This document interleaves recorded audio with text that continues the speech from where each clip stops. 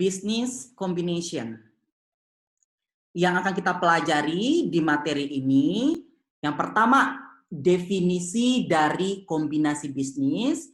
Yang kedua, apa tujuan ya adanya penggabungan usaha atau kombinasi bisnis. Yang ketiga, bagaimana pencatatan akuntansi kombinasi bisnis. Kemudian yang keempat, bagaimana penyajian dan pengungkapannya. Kita mulai dari pengertian kombinasi bisnis. Kita mengacu pada PSAK 22, di mana PSAK 22 tentang kombinasi bisnis. Diartikan bahwa kombinasi bisnis itu merupakan transaksi atau peristiwa lain di mana pihak pengakuisisi memperoleh pengendalian atas entitas lain, ya. Jadi pihak pengakuisisi memperoleh pengendalian atas entitas lain. Oke, kombinasi bisnis penyatuan dua atau lebih perusahaan yang terpisah menjadi satu entitas ekonomi karena satu perusahaan menyatu dengan atau uniting with perusahaan lain atau memperoleh kendali atas aset dan operasi perusahaan lain. Ya, kombinasi bisnis, transaksi atau peristiwa lain di mana pihak pengakuisisi memperoleh pengendalian atas entitas lain. Contoh, ya, contoh perusahaan yang melakukan kombinasi bisnis. Ya, di sini ada perusahaan farmasi, ya, yang berasal dari United States, ya, sama Allergan, ya, dari Irlandia, atau perusahaan kimia, Dow Chemical and DuPont, atau perusahaan minyak ya yang mengkombinasi bisnis Shell and Beget Group. Oke, di Indonesia sendiri ya mungkin Anda sudah tahu ya yang melakukan kombinasi bisnis contohnya perbankan ya. Perbankan yang kalau kita lihat ada perbankan mandiri syariah ya, Bank Mandiri Syariah, Bank BRI Syariah sama Bank BNI Syariah ya, bergabung menjadi namanya Bank Syariah Indonesia ya. Atau yang sudah bergabung Gojek ya, Gojek dan Tokopedia. Nah, itu salah satu atau beberapa contoh dari penggabungan usaha atau kombinasi bisnis. Kemudian apa saja dasar hukum penggabungan usaha ya? Yang pertama, Undang-Undang Nomor 40 Tahun 2007 tentang perseroan terbatas ya. Yang kedua, PP Nomor 27 Tahun 98 tentang penggabungan, peleburan dan pengambil alihan perseroan terbatas. Kemudian yang ketiga ya, keputusan Ketua Bapepam Nomor 52 tentang penggabungan usaha atau peleburan usaha perusahaan publik atau emiten ya. Bapepam ini namanya sekarang yaitu OJK ya. Nah, kemudian setelah kita belajar definisi kombinasi bisnis, kita juga akan mempelajari apa saja bentuk dari kombinasi bisnis tersebut. Ya, dari bentuk itu akan mempengaruhi proses pencatatan akuntansinya. Nah, bentuk kombinasi bisnis kita bagi menjadi 3. Yang pertama kita sebut dengan merger. Ya, yang pertama kita sebut dengan merger, yang kedua kita sebut dengan konsolidasi, dan yang ketiga kita sebut dengan akuisisi. Apa perbedaan dari ketiga bentuk kombinasi bisnis ini? Yang pertama, merger, ya. Kalau kita lambangkan, ya, perusahaan A bergabung dengan perusahaan B, kemudian perusahaan B dileburkan. Yang berdiri hanya perusahaan A. Atau perusahaan A bergabung dengan perusahaan B, perusahaan A dileburkan dan yang berdiri perusahaan B. Ya, ini disebut dengan merger. Merger terjadi ketika satu perusahaan mengambil alih semua operasi entitas bisnis lain dan kemudian membubarkan entitas bisnis tersebut. Ya, artinya di dalam merger ini hanya ada satu perusahaan yang berdiri. Oke, sedangkan perusahaan yang bergabung harus dileburkan. Ya, dalam artian merger ini ya berarti mengakuisisi aset dan liabilitasnya atau bisa kita katakan 100%. Ya. Jadi ingat rumusnya A ditambah B sama dengan A, ya. Jadi yang berdiri A, yang B dileburkan. Itu merger. Yang kedua, bentuk kombinasi yaitu konsolidasi. Nah, bagaimana konsolidasi? Perusahaan A bergabung dengan perusahaan B, kemudian membentuk perusahaan baru, namanya perusahaan C. Perusahaan A dan B ini dileburkan. Ya, sudah bergabung, kemudian dileburkan. Ya, karena membentuk perusahaan C. Artinya apa? Aset dan liabilitas perusahaan A dan B ya diambil alih oleh perusahaan C ini. Konsolidasi terjadi ketika dua atau lebih perusahaan bergabung dalam operasi yang sama dan kemudian semua entitas yang bergabung membubarkan diri dan membentuk entitas bisnis yang baru. Ya, jadi A tambah B menjadi C, perusahaan baru. A dan B dileburkan. Itu konsolidasi. Sama seperti merger, ya. Konsolidasi ini kita sebut juga dengan akuisisi aset dan liabilitas, ya. Artinya 100%.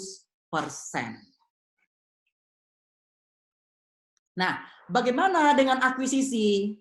Ya, akuisisi ya kalau kita lambangkan seperti ini, A tambah B sama dengan A tambah B. Artinya apa? Perusahaan A bergabung dengan perusahaan B, perusahaan A dan B masih berdiri dan masih beroperasi masing-masing. Artinya A dan B yang bergabung ini tidak dileburkan. Ya, ini kita sebut dengan akuisisi. Nah, akuisisi ini ya kita fokusnya ini nanti di atas 50% ya. Di atas 50% sampai 100%. Ya, ini kita sebut dengan akuisisi saham. Ya, kita sebut dengan akuisisi saham. Ya, jadi akuisisi ini tidak dileburkan. Penggabungan terjadi ketika dua atau lebih perusahaan bergabung dalam operasi yang sama dan kemudian semua entitas yang bergabung tetap beroperasi secara terpisah. Oke. Kalau kita simpulkan bentuk kombinasi ini tadi, kalau merger ya A tambah B menjadi A, ya B-nya dileburkan. Kalau konsolidasi A tambah B menjadi C, A dan B-nya dileburkan, ya.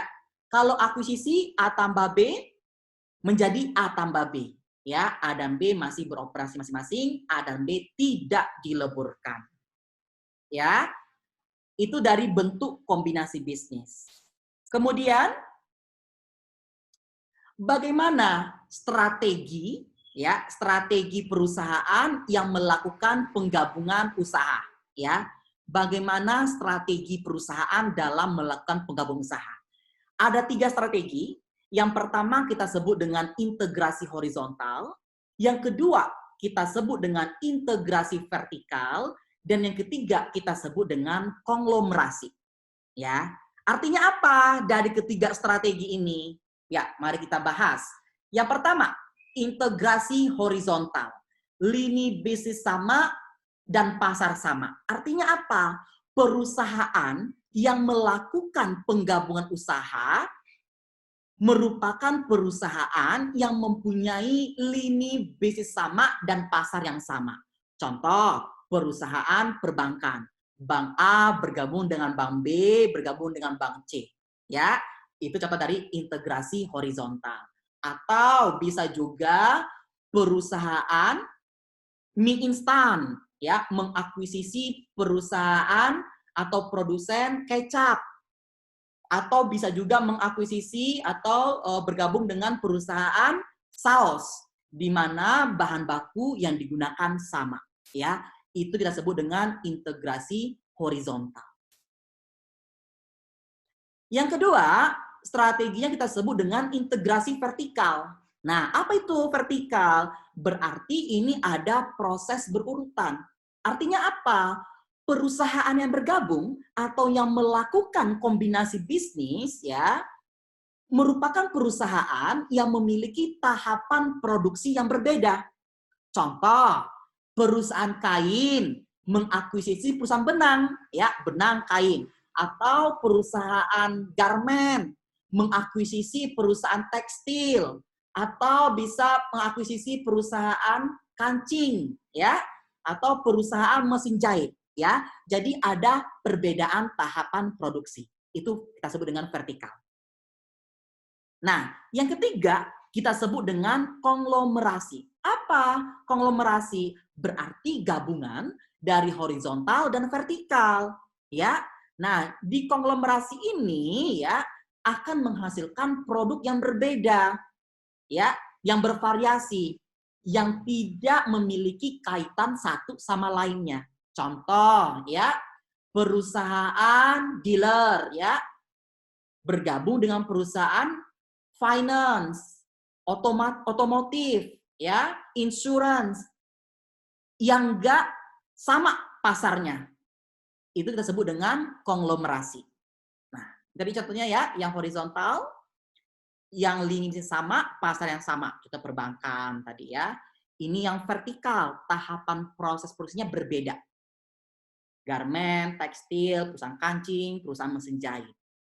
Kemudian konglomerasi, ya, gabungan horizontal dan vertikal, ya, yang tidak ada kaitannya satu sama lain. Otomotif, dealer, insurance, finance, maintenance, ya.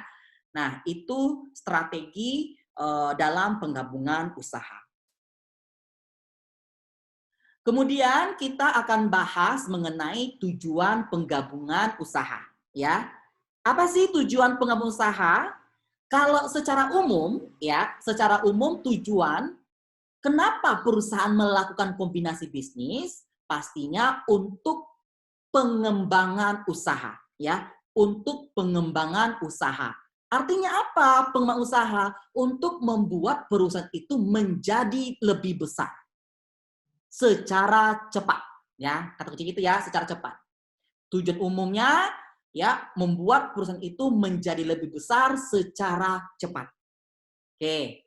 Nah, ini ada beberapa tujuan, ada cost advantage, ada reduce risk, ada fewer operating delay, ada acquire intangible asset, ada avoidance takeover, dan ada other reason. Nah, artinya apa ini? Oke, coba kita masuk ke cost advantage ya, keunggulan biaya atau bisa mengurangi biaya ya. Artinya apa? Perusahaan yang melakukan kombinasi bisnis atau penggabungan usaha bisa menghemat biaya. Contoh ya, bisa menghemat biaya gaji manajemen, bisa menghemat biaya penelitian, ya. Itu dari tujuan pengembangan bisnis dari sisi cost advantage. Kemudian reduce risk, mengurangi risiko. Artinya apa? Reduce risk. Nah, perusahaan yang melakukan penggabungan usaha ya bisa mengurangi risiko. Dalam artian, contoh begini, daripada perusahaan tersebut mengembangkan produk dan memasarkan produk tersebut yang mana belum jelas pasarnya. Lebih baik dia melakukan penggabungan usaha dengan perusahaan lain di mana perusahaan tersebut sudah memiliki produk dan pasar yang jelas, ya. Jadi bisa menghindari risiko atau mengurangi risiko. Ya, itu arti dari reduce risk. Kemudian ada kita sebut dengan fewer operating delay, ya, mengurangi penundaan operasi. Nah, ini artinya begini. Fasilitas-fasilitas ya atau pabrik itu yang didapatkan dari perusahaan yang melakukan penggabungan usaha ya itu biasanya fasilitas yang sudah memenuhi peraturan pemerintah, ya. Contoh sudah mematuhi kebijakan AMDAL atau lingkungan, ya. Atau sudah mematuhi peraturan perpajakan, ya, atau peraturan pemerintah. Nah, ini bisa diharapkan menunda, ya, penundaan operasi, mengurangi penundaan operasi. Berikutnya ada kita sebut dengan acquire intangible asset. Nah, ini tujuan keempat ya, acquire intangible asset. Nah, penggabungan usaha ini bisa memperoleh aset tidak berwujud. Contohnya apa? Bisa memperoleh hak pelanggan, ya data pelanggan, atau juga bisa memperoleh paten. Ya, ini arti dari acquire intangible asset. Berikutnya avoidance takeover. Artinya menghindari pengambil alihan oleh perusahaan lain. Nah, ini biasanya untuk perusahaan-perusahaan yang berskala kecil, ya. Dan terakhir ada reason, alasan lain. Alasan lain ini bisa saja perpajakan, ya, atau bisa saja alasan pribadi. Nah, menjadi suatu kebanggaan bagi perusahaan dapat mengakuisisi perusahaan lain. Nah, itu kita sebut dengan other reason. Nah, inilah tujuan penggabungan usaha, ya. Selain tadi dia membuat perusahaan tersebut menjadi lebih besar secara cepat, ya. Ada kita sebut dengan cost advantage, reduce risk, fewer operating delay, acquire intangible asset, avoidance takeover, other reason. Oke. Berikutnya kita akan masuk mengenai metode pencatatan atau akuntansi penggabungan usaha. Oke, ada dua metode pencatatannya. Yang pertama kita sebut dengan pooling of interest method dan yang kedua kita sebut dengan purchase method. Ya. Nah, pooling of interest method ini ya dinilai tidak relevan dengan informasi yang dibutuhkan oleh user, ya. Nah, di dalam PSAK 22, pooling of interest ini tidak digunakan lagi karena dia based on book value. Tetapi pooling of interest method ini akan relevan jika digunakan kalau kita mengacu pada PSAK 38, ya, yaitu kombinasi bisnis, entitas, sepengendali. Nah, kita ke PSAK 22. Di dalam PSAK 22 ya diperkenankan hanya menggunakan purchase method, ya. Purchase method ini kita sebut juga dengan acquisition method, metode pembelian atau metode akuisisi. Ya, di mana metode pembelian ini dinilai sebesar fair value atau nilai wajarnya. Ya, jadi ini purchase method. Kita fokus ke purchase method. Metode ini masih dipertahankan sampai sekarang. Dalam metode ini, pihak-pihak yang bergabung diidentifikasi sebagai pihak pembeli dan pihak yang dibeli. Oke, kalau kita menggunakan purchase method, ada beberapa kriteria yang harus dipenuhi. Yang pertama, pengidentifikasian pihak pengakuisisi. Artinya apa? Ya, dalam kombinasi bisnis harus diidentifikasi siapa pihak pengakuisisi dan siapa pihak yang diakuisisi. Nah, biasanya pihak pengakuisisi ini merupakan pihak atau entitas yang memberikan imbalannya. Ya, imbalan itu bisa berupa kas, aset non-kas, bisa menerbitkan saham, atau kita sebut dengan efek ekuitas, atau bisa menerbitkan obligasi, atau kita sebut dengan efek utang. Ya, jadi pihak pengakuisisi ini dalam artian pihak yang membeli, ya, pihak yang membeli perusahaan lain. Itu namanya pihak pengakuisisi. Oke, biasanya pihak pengakuisisi ini merupakan pihak atau entitas yang memiliki ukuran perusahaan yang lebih besar. Nah, ya, itu yang pertama. Kedua, penentuan tanggal akuisisi. Artinya apa, Pak? Penentuan tanggal akuisisi. Nah, per tanggal akuisisi ini merupakan tanggal di mana pihak pengakuisisi memperoleh pengendalian atas entitas yang diakuisisi. Ya, tadi kita harus kembali lagi ke definisi, ya. PSAK 22 tadi merupakan transaksi atau peristiwa di mana pihak pengakuisisi memperoleh pengendalian atas entitas lain. Kapan dia memperoleh pengendalian? Makanya harus diidentifikasi tanggal akuisisinya. Oke, secara ketiga, pengakuan dan pengukuran aset teridentifikasi yang diperoleh, liabilitas yang diambil alih, dan kepentingan non pengendali pihak yang diakuisisi. Ya, ini yang ketiga. Aset teridentifikasi, bagaimana mengakui dan mengukur aset teridentifikasi yang diperoleh, liabilitas yang diambil alih, dan kepentingan non pengendali pihak yang diakuisisi. Kemudian yang keempat, pengakuan dan pengukuran goodwill atau keuntungan dari pembelian dengan diskon, ya. Nah, di dalam kombinasi bisnis, ya, nanti akan memunculkan goodwill. Dari mana goodwill ini muncul? Dari selisih cost of investment, ya, dengan fair value of net asset, ya. Jadi goodwill ini nanti harus disajikan secara terpisah di laporan keuangan pihak pengakuisisi, ya. Jadi nanti muncul goodwill di dalam laporan di kombinasi bisnis dan dilaporkan secara terpisah, ya, di laporan keuangan pihak pengakuisisi. Oke, nanti kita akan membahas, ada yang kita sebut dengan goodwill positif, ada nanti yang kita sebut dengan goodwill negatif. Oke, ini ya metode purchase, ya. Dia dasar pencatatannya atau diukur menggunakan prinsip nilai wajar, fair value. Pihak pengakuisisi adalah pihak yang memberikan imbalan, ya. Berarti pihak pengakuisisi itu membelinya pakai apa gitu loh ya. Bisa pakai kas, bisa aset non kas. Aset non kas ini contohnya tanah, bangunan, ya, atau bisa menggunakan efek, ya, bisa efek hutang, bisa efek ekuitas. Pihak pengakuisisi itu merupakan pihak pembeli yang memberikan imbalannya kepada pemilik perusahaan yang diakuisisi. Ya, jadi pihak pengakuisisi itu pihak pembeli. Imbalannya berupa apa imbalannya? Dia belinya pakai apa? Bisa pakai kas, bisa aset non kas seperti tanah, bangunan, bisa pakai efek, ya, surat berharga hutang, surat berharga ekuitas.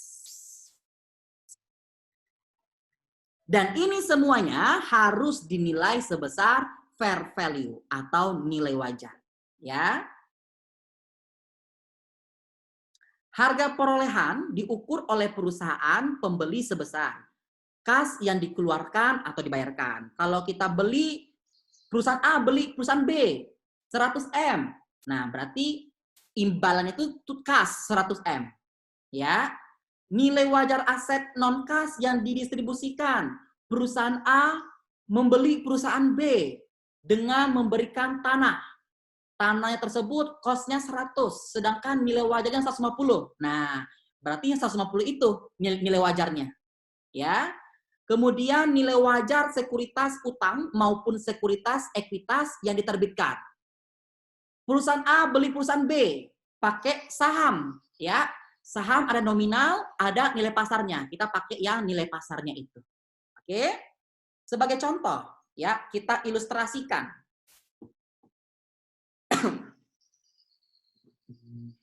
Poppy Corporation membayar 100 miliar rupiah tunai atas pembelian semua aset neto milik Sani dalam rangka kombinasi bisnis. Pembayaran tersebut dibayarkan kepada pemilik Sani. Selain biaya tersebut, Poppy membayar biaya konsultasi penggabungan usaha 100 juta dan jasa notaris 200 juta. Oke, siapa pihak pengakuisisinya? Si Poppy. Siapa entitas yang diakuisisinya? Si Sani. Si Poppy beli si Sani pakai apa imbalannya? Apakah berupa kas, aset non kas, atau efek? Oh, ternyata si Poppy pakai kas. Berarti si Poppy kasnya berkurang dong, 100 M. Nah, gitu ya. Berarti si Poppy membayar 100 M. ke pemilik bayarnya, langsung ke pemilik SANI. Di dalam kombinasi bisnis ini, mungkin saja ada biaya-biaya yang tambahan atau biaya yang ditimbulkan dari business combination. Contohnya, si Poppy membayar apa? Membayar biaya konsultasi 100 juta, ya. 100 juta ini dikasih ke siapa? Ke konsultan.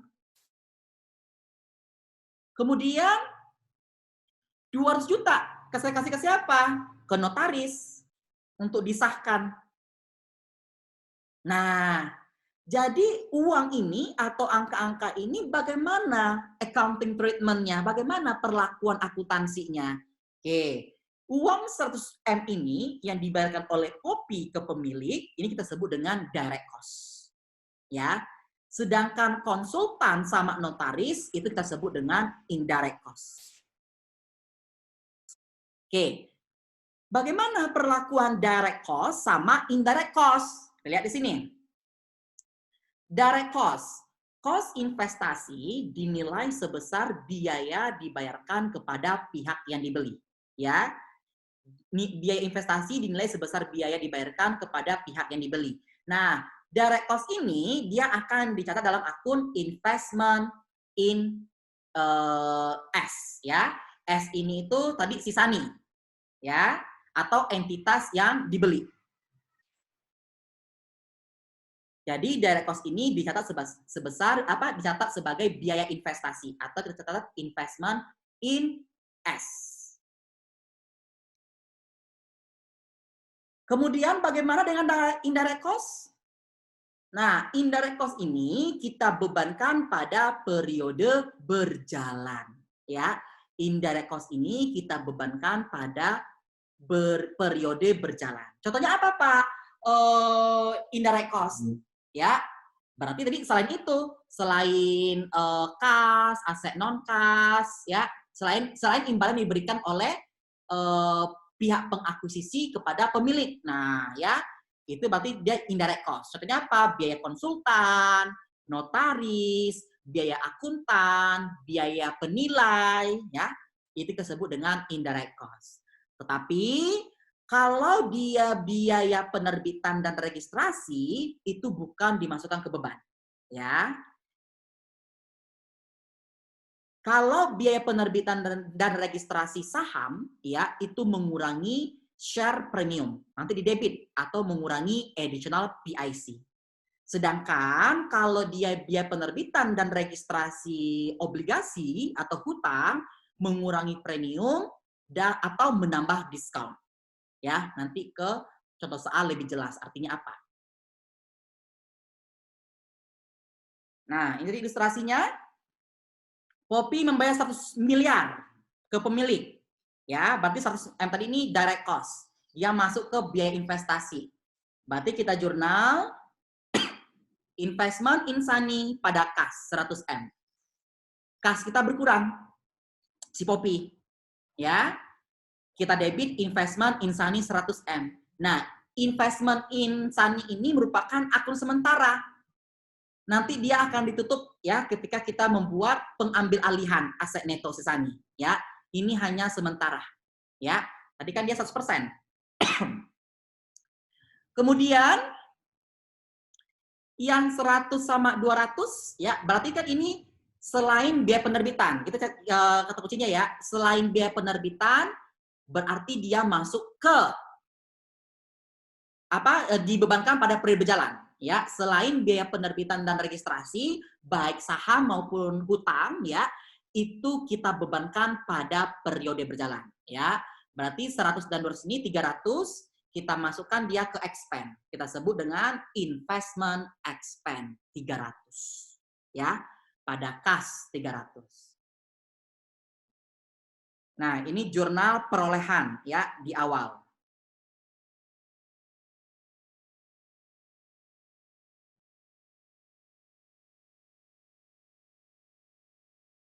Oke.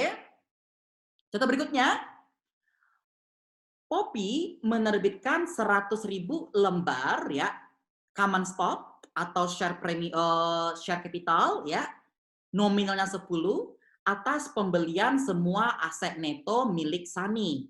dalam rangka kombinasi bisnis. Harga pasar wajar saham tersebut 16. Biaya registrasi dan penerbitan saham 40.000 dan biaya konsultasi penggabungan 80.000. Kita lihat siapa pihak pengakuisisi? Si Poppy. Siapa entitas yang diakuisisi? Si Sunny. Ya. Si Poppy beli Sunny pakai apa imbalannya? Apakah kas, aset non kas, atau efek? Oh, ternyata dia pakai efek ekuitas atau surat berharga ekuitas. Ya, dia pakai saham 100.000 lembar. Ya. Biaya apa saja yang ditimbulkan dalam kombinasi bisnis? Oh, ada biaya 40.000. 40.000 ini biaya apa ini? Biaya registrasi. Berarti nanti dia mengurangi ekuitas atau mengurangi additional PIC atau share premium.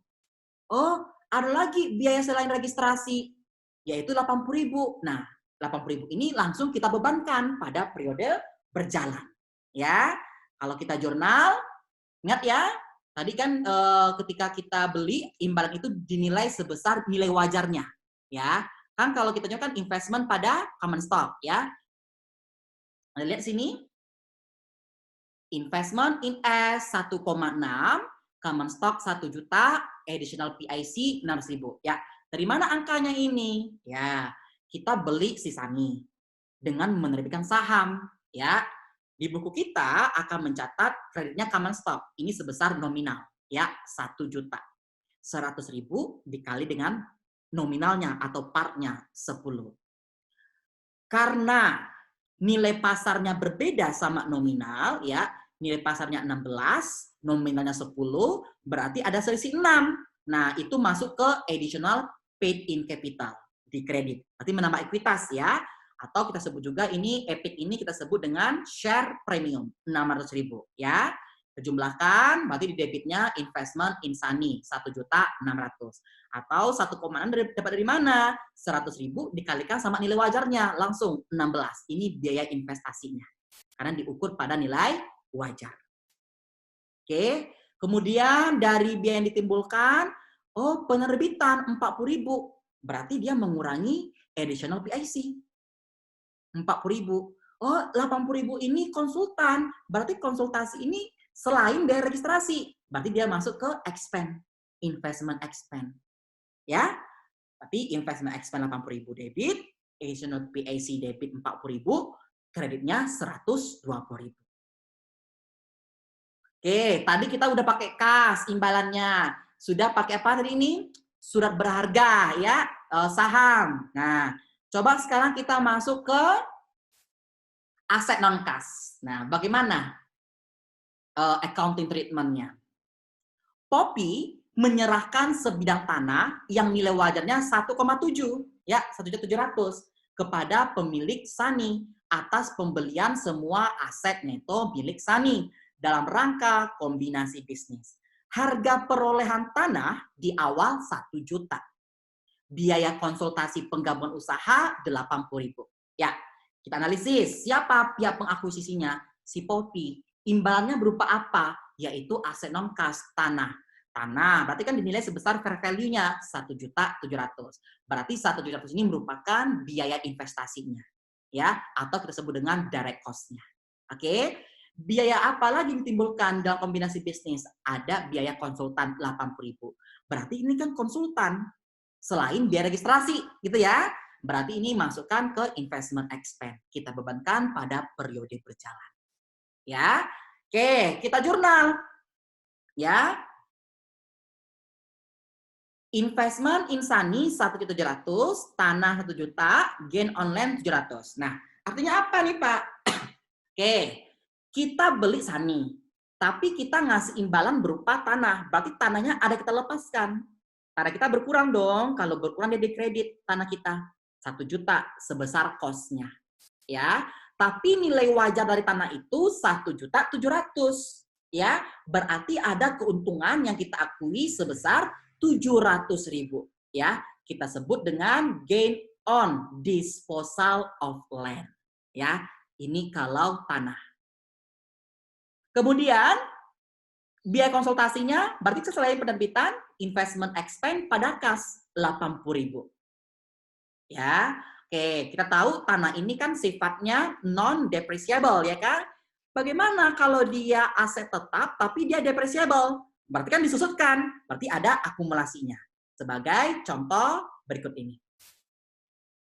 Nah, si Poppy menyerahkan bangunan yang nilai wajarnya 1.700.000 kepada pemilik Sani. Berarti ini direct cost-nya. Berarti ini biaya investasinya, ya. Harga perolehan bangunan di awal 1.800.000 telah disusutkan 400.000. Biaya konsultasi penggabungan 80.000. Nah, kita analisis. Pihak pengakuisisi si Poppy, pihak yang diakuisisi si Sani, ya. Imbal yang diberikan berupa aset non kas, yaitu berupa building. Building ini sifatnya depreciable, ya kan? Berapa fair value-nya? 1.700.000. Ya. Oke, berarti ini 1.700.000 ini investment in Sisani. Oke, berarti bangunan yang kita lepas berapa? Sebesar cost-nya 1.800.000, ya kan? Telah disusutkan 4.000. 4.000 ini apa? Akumulasi, ya kan? Ini akumulasi. Ini cost 1,8, ini akumulasi 400. Kalau kita mencari gain atau loss karena dia pelepasan, ya, berarti kita bandingkan fair value sama book value-nya. Ya, berapa ini book value atau nilai tercatatnya? Cost dikurangi akumulasi. 1.800.000 dikurangi 400, yaitu 1.400.000. Sedangkan nilai wajarnya berapa? 1.700.000. Berarti si Poppy mengakui keuntungan atas pelepasan si bangunan sebesar 300.000. Ya, kita jurnal. Investment in Sani, ini sebesar fair value-nya, diukurnya 1.700.000. Building-nya kita lepas, ya, berarti building kita berkurang, di kredit 1.800.000. Akumulasi karena disusutkan, kita debitkan 400.000. Ada keuntungan yang kita akui atas pelepasan si bangunan, yaitu 300.000. Kemudian, ya, biaya konsultasi karena dia selain biaya registrasi, ya, itu masuk ke investment expense, ya, pada kas 80.000. Oke, kalau dari awal tadi imbalannya kita sudah bahas yang kas, sudah bahas aset non kas, ya, sudah bahas yang efek ekuitas atau saham. Nah, berarti yang belum efek hutang atau obligasi. Nah, bagaimana kalau obligasi? Nah, coba kita lihat ya. Poppy menerbitkan obligasi, face value-nya 2 juta. Yang nilai wajarnya atau present value-nya 1.925.000 kepada pemilik Sani atas pembelian semua aset neto milik Sani dalam rangka kombinasi bisnis. Biaya penerbitan obligasi 50.000. Nah, ingat ya, ini biaya penerbitan obligasi, bukan biaya penerbitan saham, ya. Biaya konsultasi penggabungan 80.000. Nah, kita nih obligasi imbalannya. Nah, kita tahu ya kalau obligasi itu ada bunganya. Nah, kalau kupon tingkat bunga kupon lebih kecil dibandingkan dengan tingkat bunga efektif atau bunga pasarnya, ya, berarti itu kita katakan dia bunga pasar lebih tinggi, ya, bunga pasarnya lebih tinggi pada kupon, berarti itu diskon, ya. Kalau bunga pasarnya lebih kecil dibandingkan dengan kupon, ya, berarti itu premium. Kalau bunga pasarnya sama, ya, sama kupon, berarti nggak ada premium atau diskon. Ya, kalau soalnya dijabarkan lagi, ya, di mana kuponnya 10%, ya, terus bunga efektifnya sekian persen, ya, berarti kan kita harus mencari present value. Nah, ini sudah ada angkanya, ya, langsung 1925. Dari mana nih angka 1925 ini? Ya, dari rumusnya seharusnya, ya, dari present value yang prinsipal ditambah sama present value interest-nya, ya. Kalau kita lihat ini kan berarti dia penerbitan obligasi dalam keadaan diskon, ya. Oke, kita jurnal sebesar nilai wajarnya atau present value-nya 1925, ya. Berarti investment in Sisani pada bonds payable. Nah, ya, 1925. Biaya penerbitannya yang 50.000 ini kita jurnal bonds payable pada kas. Kalau saham gimana kalau saham? Epic pada kas kan, atau share premium pada kas. Tapi kalau bonds, ya bonds payable pada kas. Oke. Kemudian biaya selain penerbitan 80.000, ya kita masukkan ke expense, investment expense pada kas 80.000. Bagaimana kalau dalam keadaan dia premium, Pak? Present value-nya lebih besar dibandingkan face value-nya. Ya, coba kita lihat ya. Seandainya present value-nya 2.025.000 ya, sedangkan nominalnya 2 juta. Berarti kan premium. Pada saat kita jurnal pertama kali ya, investment in S pada bonds payable sebesar present value-nya ini 2.025.000. Ada biaya penerbitan 50.000 ya, berarti bonds payable pada cash juga ya. Misalnya dipisah dulu, bonds payable pada kas 50.000 ya. Konsultasi berarti selain penerbitan 80.000, expense pada kas 80.000.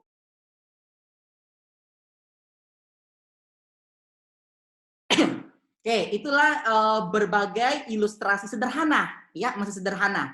Kita masih jurnal perolehan, ya. Baik imbalan berupa kas, baik berupa aset non kas, baik berupa efek ekuitas maupun efek dari hutang, ya. Nah, sekarang kita fokus ke merger. Tadi dikatakan merger, ya perusahaan A bergabung dengan perusahaan B sama dengan perusahaan A. Gitu ya. Artinya si B ini dileburkan.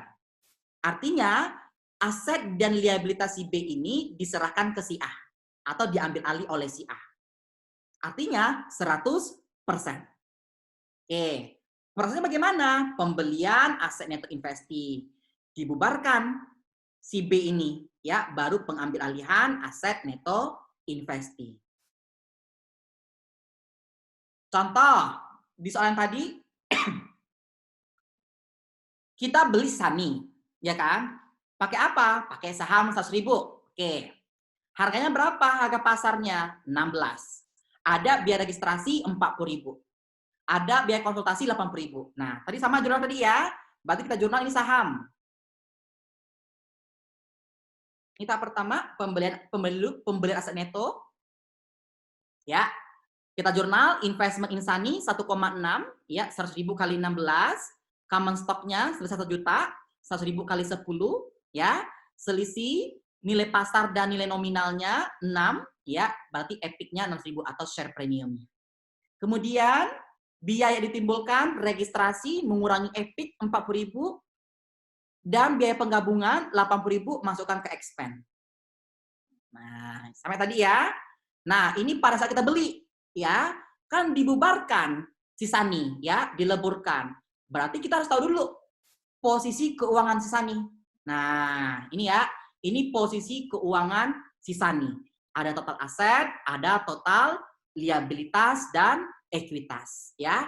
Kita beli aset neto SANI ini dinilai sebesar fair value, bukan book value, ya. Kita beli punya SANI ini sebesar fair value. Nah, ini book value atau fair value? Ya, kita beli aset neto si SANI itu sebesar fair value. Apa sih aset neto? Aset neto itu net aset atau aset bersih. Total aset dikurangi total liabilitas. Total aset dikurangi total liabilitas. Itu disebut dengan net aset. Ya.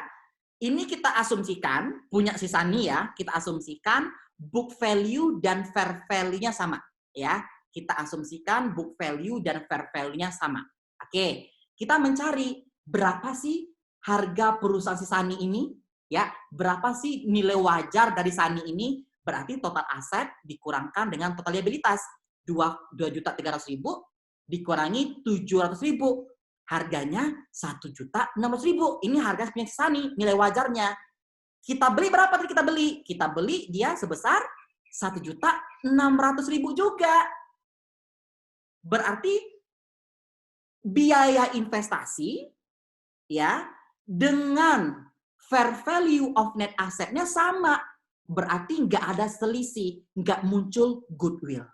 Nah, gitu ya. Oke, tadi ini kita beli, udah kita beli ya, kita catat. Ini kita bubarkan si SANI. Kalau si SANI kita bubarkan ya, kalau si SANI dibubarkan, ini based on book value. Kalau dibubarkan si SANI Yang saldo normalnya kredit menjadi debit. Yang saldo normalnya di debit menjadi kredit. Ini kita balik. Ya. Liabilities, equities menjadi debit. Ini semuanya menjadi kredit. Tapi ini angkanya yang book value. Ini pembubaran SANI. Ya.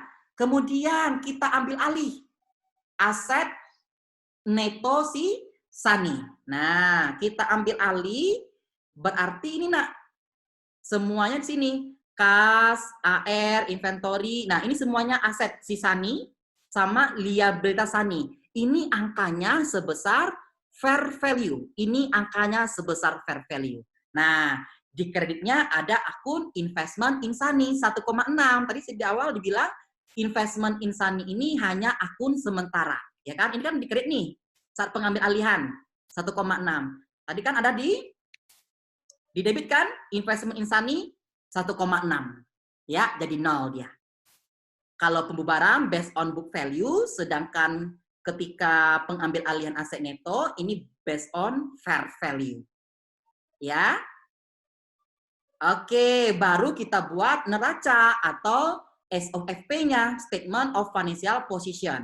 Nah, teknisnya kita menggabungkan aset dan liabilitas punya si SANI itu yang book value, yang fair value ditambahkan dengan aset neto punya si pihak pengakuisisi atau si POPI ini yang book value. Kalau pihak pengakuisisi yang book value-nya, kalau pihak yang diakuisisi atau si SANI ini yang fair value-nya. Kita gabungkan aset dan liabilitasnya. Ya, ini untuk penyajiannya di laporan keuangan. Oke. Nah, tadi ini cost of investment-nya 1.600.000, ya kan? Kemudian net asset of fair value-nya 1.100.000. Berarti nggak ada selisih. Ya, nggak ada goodwill. Tetapi kalau cost of investment-nya 1.800.000, fair value net asset-nya 1,6, berarti ada selisih positif. Kita sebut dengan goodwill. Jadi apa itu goodwill? Goodwill itu selisih dari cost of investment dikurangkan dengan fair value of net asset. Oke, coba kita ilustrasi kedua ya. Asumsikan di sini harganya 18 ya. Asumsikan harganya 18. Oke, berarti kan cost of investment-nya berapa nak? 1.800.000 ya, investment-nya 1.800.000. Yang lainnya sama ya. Sedangkan fair value of net asset si SANI dia 1,6. Ya, ini pembubarannya. Ya. Nah, 1,6 berarti ada selisih positif. Ya, 1,8, 1,6, 200.000. Nah, ini kita masukkan ke goodwill. Kenapa sih Pak kita mau membeli si SANI di atas harga wajarnya? Karena kita bisa menilai ya, beranggapan bahwa si SANI ini memiliki nilai lebih. Ya, memiliki nilai lebih. Ya, itu kita sebut dengan goodwill. Ya, 200.000. Berarti ada goodwill 200.000. Nah, berarti goodwill ini nanti muncul ketika kita membuat pengambil alihan aset neto. Dia di sebelah debit, ya. Dia sebagai aset. Dicatat secara terpisah. Goodwill 200.000. Ya. Oke. Ini sama di teknisnya. Bagaimana kalau kita beli, ya, dia di harga 15, ya, di bawah nilai wajarnya malahnya. Oke, berarti 1,5 ya, cost of investment-nya. Sedangkan fair value of net asset-nya 1.600.000. Berarti kita beli dalam keadaan diskon, ya. Kita dapat untung 100.000. Nah, gain on bargain ini masukkan ke periode berjalan, ya. Selisih negatif ini kita sebut juga dengan goodwill negatif atau gain on bargain purchase, ya. Nah, di jurnal pengambil alihan dia akan di kredit. Nanti dia akan masuk ke RE, ya, masuk ke RE. Oke, ini sama ya teknisnya. Oke. Nah, ini summary-nya, ya. Kalau cost of investment sama dengan fair value of net asset, berarti nggak ada selisih. Kalau cost of investment-nya lebih besar dibandingkan fair value of net asset, berarti ada selisih positif. Ini masukkan goodwill, aset. Kalau cost of investment-nya lebih kecil dibandingkan fair value of net asset, berarti dia selisih negatif. Ini masukkan dia good negatif atau gain on bargain purchase. Nanti larinya ke RE. Ya, oke, itu materinya. Tadi udah semuanya ya. Sekarang Pak, bagaimana penyajian dan pengungkapannya? Kalau penyajiannya berdasarkan PSAK 22 ya, berarti pihak pengakuisisi harus menggabungkan aset dan liabilitasnya yang dinilai sebesar book value ditambah dengan aset dan liabilitas pihak yang diakuisisi yang dinilai sebesar fair value. Digabungkan, ya. Dan goodwill dicatat secara terpisah. Itu mengenai penyajian. Kalau pengungkapan bagaimana Pak? Nah, diungkapkan di CALK, di catatan atas laporan keuangan bahwa ya kita ya pihak pengakuisisi sudah mengakuisisi perusahaan ABC ya dengan harga sekian, dengan kepemilikan sekian, gitu ya. Supaya apa? Supaya user atau pengguna informasi keuangan bisa mengevaluasi sifat dan dampak dari kombinasi bisnis ini. Ya. Oke, kalau kita simpulkan, tadi kita sudah belajar definisinya, sudah bentuknya sudah, ya, tujuannya kombinasi bisnis sudah, metode pencatatannya sudah, ya, penyajian dan pengungkapannya juga sudah, ya. Inilah materi dari kombinasi bisnis, ya. Sekian, terima kasih.